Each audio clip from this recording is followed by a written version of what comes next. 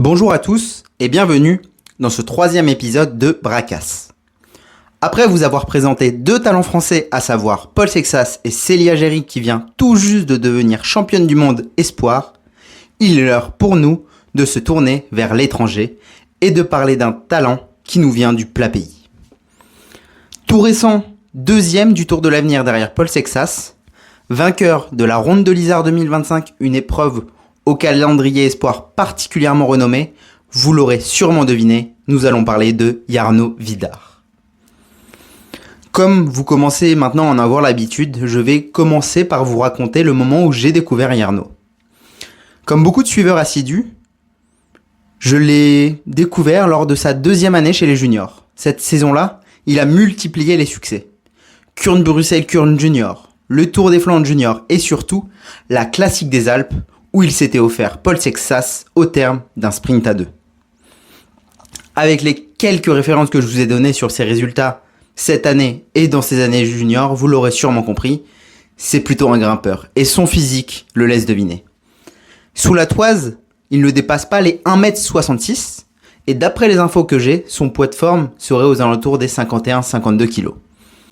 Malgré tout, chez les juniors, il a quand même réussi à s'imposer sur des courses plus axées pour les punchers parce que oui, en effet, il dispose d'un punch plutôt bon à l'image d'un Lenny Martinez qui a un physique assez similaire à lui. En sortant de cette catégorie junior, il a été promu au sein de l'équipe développement de la Lotto et il a dès sa première année chez les espoirs marqué les esprits puisqu'il s'est imposé sur le Giro d'Italia Next Gen ainsi que sur le Tour du Val d'Aoste Mont-Blanc.